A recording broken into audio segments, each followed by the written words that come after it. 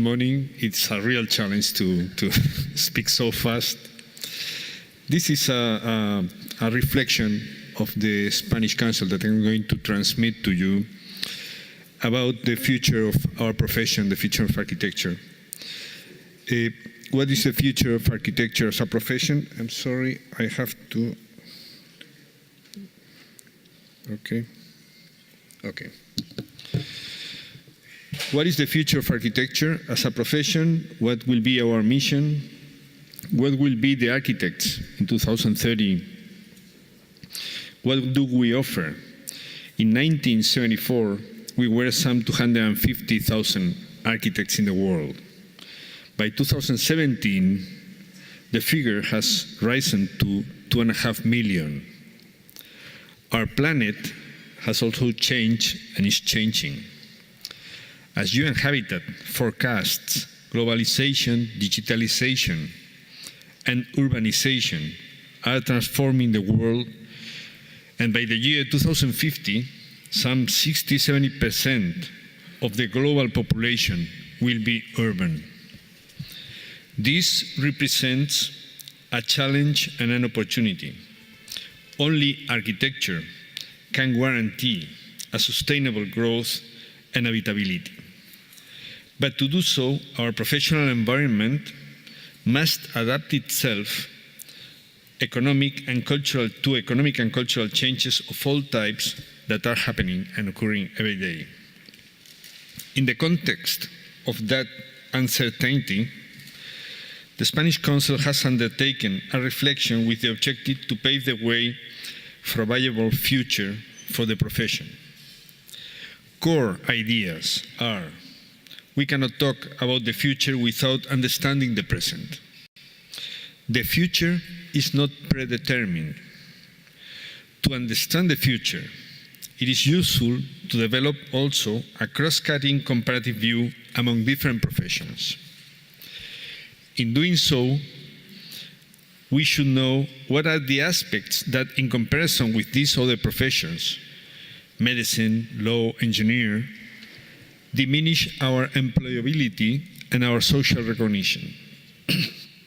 What are the differential weaknesses of our profession with respect to others whose future is not in question? We have identified 4 needs. The first one is to clarify the mission of the profession in the service of habitability and a decent housing and public space.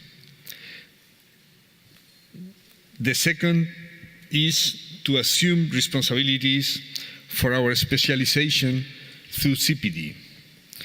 The third is to commit ourselves to be trained in law and economics. And the fourth is the demand of public policies. Can an important profession survive without a clear mission? How do we identify and characterize it? What is the mission of today's architect? Does the content of academic training remain valid? Is specialization essential? Should architecture be of public and social interest, and therefore should public policies be demanded? Can architecture and the profession survive without them? Given the hyper-urbanized society that lies ahead, architecture should be the necessary professional response.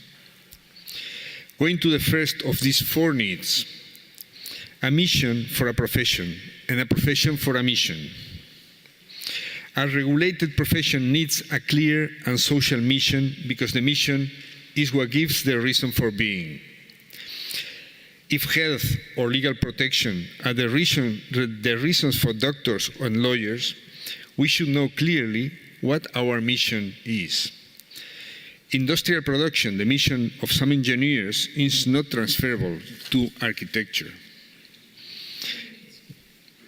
My God.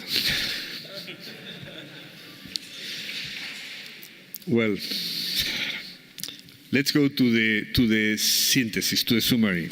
The summary is that we need, I'm going to go. Yeah.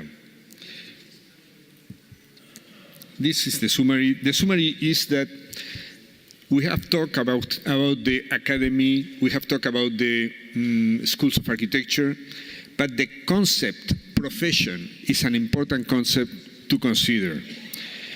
And for considering the profession and to have a story of the profession, we need a clear mission if we want to be recognized.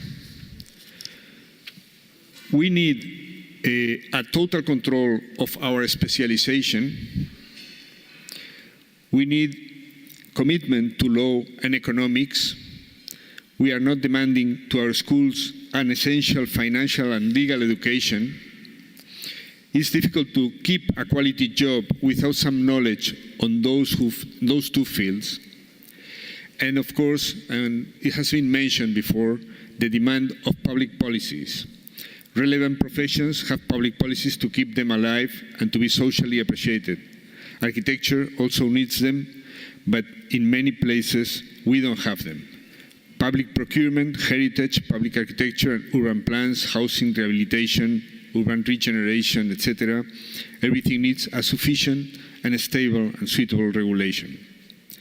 Architecture was born in Europe. It is an important element of the European identity, and nothing would be better for us and for the profession, at least in Southern Europe, than to achieve a suitable regulation that may address these problems and ensure the future.